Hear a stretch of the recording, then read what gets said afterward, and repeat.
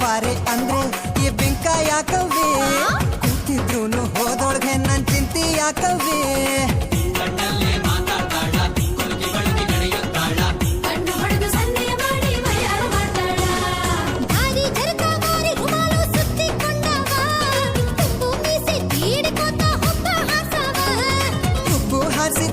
ಹೃದಯ ಕದ್ದಿಯಲ್ಲವೇ ಬದಲಿಗೆ ನಿನ್ನ ಹೃದಯ ಕೊಟ್ಟು